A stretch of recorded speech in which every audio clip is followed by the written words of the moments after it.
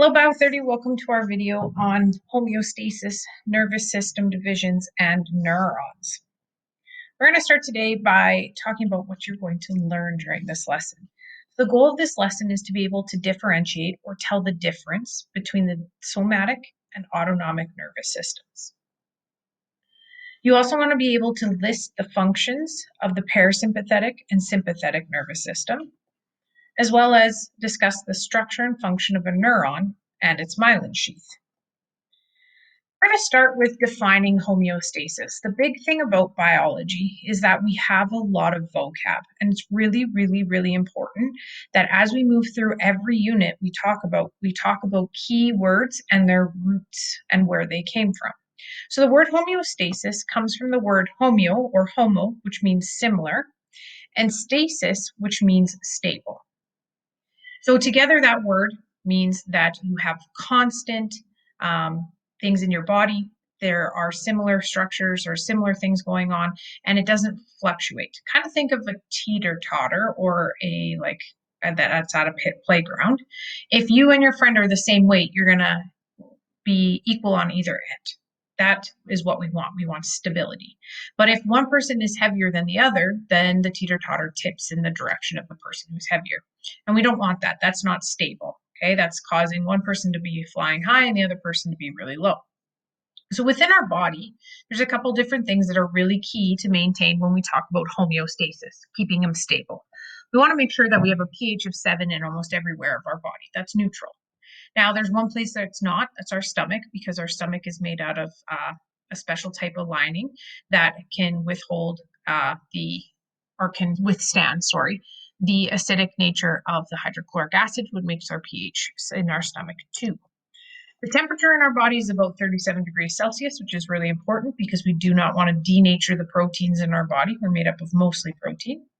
Our blood pressure is at about 120/80. Our blood sugar is approximately less than 140 milligrams per deciliter, and our calcium levels are between 8.6 and 10.3.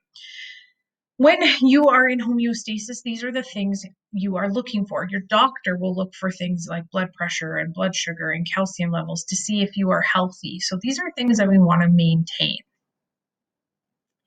Now, this is important because when it comes to homeostasis, our body has to be in a stable situation in order for everything to work, one of those being the nervous system. So our nervous system is made up of lots of different parts. It's extremely complex. In the human brain alone, we contain over 1 billion nerve cells, and each nerve cell can have up to 10,000 connections to other nerve cells. So if you think about it, there's a lot of connections happening in your body. So nerve impulses, or what we would call an electrochemical signal, is got about 10 to the 15 possible routes to travel around. So that's a lot of possibilities. As you are growing up, so when you're really, really little, you have way less connections. Your body is trying to create those connections, and as you get older, you actually get rid of some of those connections. So as a child, when you learn to stand up and walk, for example, you learn by taking your hands and pushing yourself up off the ground to a standing position. As you get older, you don't need to really worry about pushing up off your hands and giving yourself stability. You just do it naturally. You can just stand up, okay? So your brain actually gets rid of those connections that makes your head go, okay, put your hands down, push up, and now stand up. So it's very cool what our brain is capable of doing. So within the nervous system, we have a couple different parts. We have the very first part, which is called the central nervous system, or the CNS. The central nervous system is made up of two parts that are very, very important: the brain and the spinal cord. Now, there is only two parts to the central nervous system, and if you think about it, it's important because people who suffer from spinal injuries, okay, all of those nerves that run from your spine down to your arms and legs is a huge problem. Causes your arms and legs not to function sometimes. That's a paraplegic or quadriplegic. But your brain is a separate part, and it's higher up, and it controls all the other parts that allow for you to breathe or swallow or have your heartbeat. So the central nervous system is made up of two very important parts, connected, but they have some very important jobs, but the brain is the one that controls what we would call your autonomic responses. We'll get into that. So then you have your peripheral nervous system. Your peripheral nervous system consists of all your sensory neurons or your sensory nervous system. So think when you look at something, touch something, taste something, those are made up of sensory neurons, which comprises the sensory nervous system.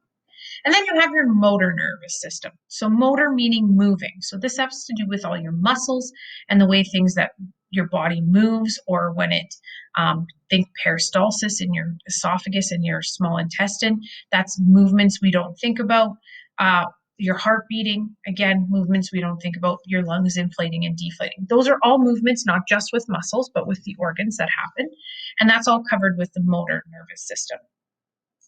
Now there's two parts. There's the somatic and the autonomic. Now the somatic is kind of what we think about when we're doing stuff. So if you're thinking, oh, I want to raise my hand to answer this question, that's the somatic nervous system. You don't have to say to your body, hey, raise hands, but your body is conscious of what you are doing. The autonomic nervous system is something we are not conscious of and we don't think about ever. For example, breathing, heartbeat, digesting food, moving through food through your small intestines, okay, and stuff like that. That is all done by your autonomic nervous system. And it's broken into two very key pieces, parasympathetic and the sympathetic. And we're going to talk very much in depth about these two because this is kind of the root of the rest of our nervous system, reflex arcs, and all that stuff. So what is the parasympathetic versus the sympathetic? So the sympathetic nervous system deals with stress. So sympathetic, stress, sympathetic, both start with S's. Parasympathetic is your, what we would call rest, or what we would say is your normal responses in your nervous system. So it's just what's happening when you're not experiencing stress, when you're just hanging out and doing your everyday life, okay? Both of them control parts of our body and have different responses when they're activated. So for example, when we're talking about stress, okay, the sympathetic nervous system actually increases or dilates the pupil of your eyes. So the pupils of your eyes actually get bigger during sympathetic nervous system response. And that is because the more light we can bring in, the better we can see. So when we're stressed, our pupils get bigger so we can bring in more light, so we can survey our surroundings better, we can try and concentrate better on what we're reading, those kinds of things. The salivary glands inside your mouth, okay? The salivary glands stop working when you are super stressed or when you're like scared, we'll say. Think fight and flight. If someone came after you with a knife, you have this natural response to fight or flight. Fight, save your life, flee, run away. Either one's good, okay? But when they do it, our salivary glands actually shut down because at no point in time during the stress response do you want to be thinking, oh, I have a lot of spit that I need to get rid of. No, your mouth becomes very dry. And that's because your body doesn't need to salivate at that moment. It has to think of other things to do and other key places to push blood and responses to. Your heart rate, we can probably figure out when you're stressed, okay, increases. Okay, it's got to push more blood around your body to get more oxygen to your muscles, but more importantly, get rid of carbon dioxide that is being produced. Your lungs also, breathing increases, again, wanting to get rid of that carbon dioxide from inside your body, but also bring oxygen to your muscles so that you can actually do cellular respiration quicker and therefore have more ATP, more energy. Your pancreas, which is an organ, which you learned about in Bio 20 in the digestive system, which secretes a ton of digestive enzymes, and your stomach, both of them have low motility and low secretions. So when you are stressed, you actually, some people will stress eat, don't get me wrong, but most people in immediate responses to quick stress, like I said, that fight or flight, their pancreas and stomach actually shut down because you don't need to digest food, you don't need to have those digestive enzymes coming through. Your body needs to divert blood and other nutrients other places. Your gallbladder also stops secreting the bile that it stores. And your bladder actually decreases in the amount of output, okay? Now, the truth is that what happens is your body doesn't need to right away deal with the bladder if it's full. But what happens is during a stress response, your body tightens up. Your bladder doesn't want to get rid of anything, nor does your bowels. But what ends up happening is as soon as that stress response is over, especially if it's a really quick stress response, you can actually have a swing in the other direction and urinate yourself because your bladder is not like, oh, the stress is over, done. And then it actually will sometimes cause you to pee your pants. Sex structures, such as having erections, for example, won't happen. If someone was chasing you around with a gun or a knife, or something popped out and scared you, that's not going to happen. You're not going to be aroused at that moment in time. Everything, blood is going to go other places, and boom, you're going to deal with it. And there will be a decrease in blood flow to the sexual structures. Now, when it comes to the non-stress response, normal response, parasympathetic looks a little something like this. The exact opposite of sympathetic. Okay. So think of everyday life activities. Our eyes are just regular, not dilated and wide. We have salivary glands secreting saliva so we can digest food. Our heart is at its resting heart rate. Our lungs are breathing normally. Our pancreas and stomach digesting food regularly. Gallbladder dumping the bile into our small intestine to digest lipids. Our bladder, if you drink too much coffee like me, okay, or water, you're using it regularly. And then sex structures work and function properly. So sympathetic, stress, parasympathetic, non-stress.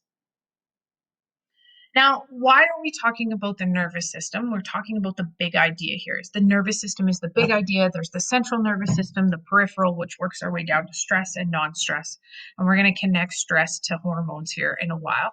But essentially, let's talk about what makes up our nervous system. So we have two types of cells. One is called the glial cells, and they outnumber our neurons, or what we would think of as a nerve, okay, by 10 to 1. Their job is to actually nourish our neurons and remove waste and defend against any infections. Neurons themselves do not have the capability to replenish very well. They do not have the capability to regenerate very well. So they need help. And that's what glial cells do, is they nourish the neurons, making sure they're healthy and remove any waste that there are and defend them. They also provide the supportive framework for the nervous tissue inside of our system. So glial cells, that's what they are in just a nutshell, but the one we really want to focus on is neurons. So neurons are the structural and functional unit of our nervous system. They're the things we're going to focus on the most. They respond to both physical and chemical stimuli, which you're going to see here in a tiny bit, and they conduct something called the electrochemical signal or the nerve impulse. I'll explain why it's called electrochemical signals once we get into transmission of a impulse. And they release chemicals that regulate various different structures that we use. All right. So those are the neurons and the glial cells. When we talk about neurons versus nerves, they are interchangeable, except for the fact that what we're talking about is when we're talking about a neuron, we're talking about a single small part of a bigger idea, which is the nerve. So the nerve is actually the larger structure. And then within it, it has bundles of nerve fibers. And then each individual nerve fiber makes up a neuron. So neurons are organized into tissues we call nerves. So in this case, whenever we're talking about it, we're going to be referring to them as neurons. All right? Because we're talking about the individual ones. So there's a couple basic types that you will see as we go through. And one that we're going to label and talk about the most. But there is an interneuron, which you're going to learn about in reflex arcs, a sensory neuron, again, in reflex arcs, motor neurons, again, in reflex arcs. And then the last one is one that you don't need to know. It's a polar, unipolar, and you don't have to actually know that. But the three that you do, interneuron, sensory neuron, and motor neuron. And we're going to really focus on these when we talk about what is in a reflex arc because we use all three. The last thing we really need to discuss today is what makes up a neuron, because it's not just a neuron. There's parts to it that are really important. So the first part is the dendrites, which essentially collects the impulse and passes it along. And we're going to go through the functions here in a minute. You have the cell body, which holds the nucleus, which is the circle part you see on the side. And then you have something called the myelin sheath that protects what we call the axon. So the axon is the long skinny part. Around it, kind of like a cushion, is the myelin sheath. And then in between two myelin sheaths, where the axon is exposed, we call that the nodes of Ranvier, or Ranvier, however you say it. And then last but not least, we have the axon endings at the very end of the entire neuron. So here it is again. There's all the structures posted for you up top. Let's talk about the functions of these structures. So the dendrites, again, I said, receive nerve impulses and then pass it along to the cell body, which will eventually pass it on down the axon.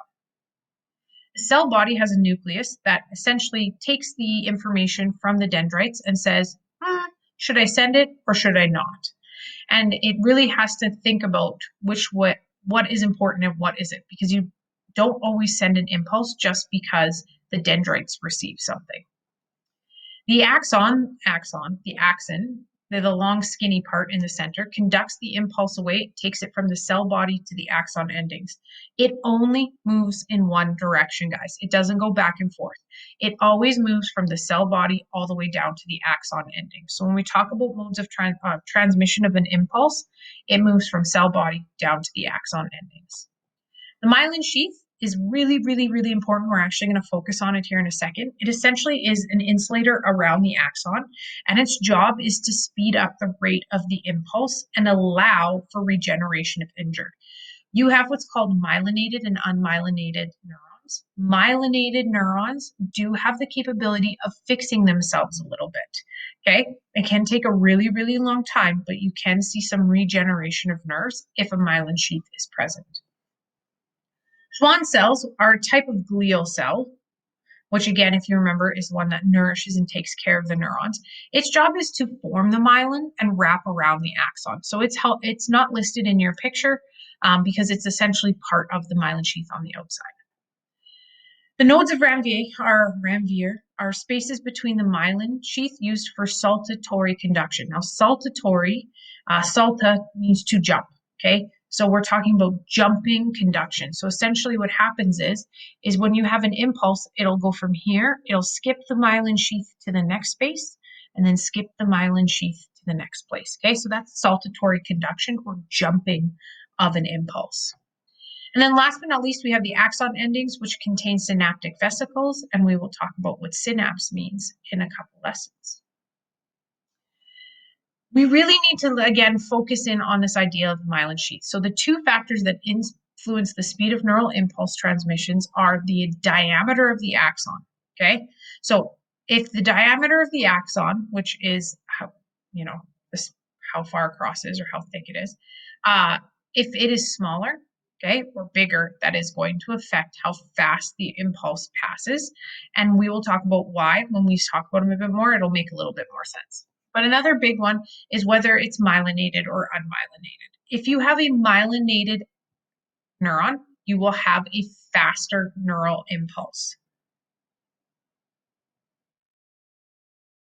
So what does that mean? Well, it essentially means that the myelin sheath itself helps prevent the loss of ions. Now, this doesn't make sense yet because we haven't talked about nerve impulse.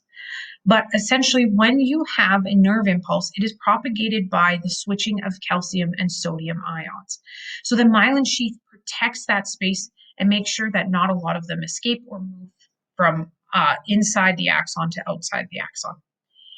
The other thing is when you have the myelin sheath there, because they're cushions, the saltatory conduction occurs for the hopping or the leaping of that conduction. So it's right here. Boop, boop. It doesn't pass through this space, it jumps over this space, making it a lot quicker to pass the impulse.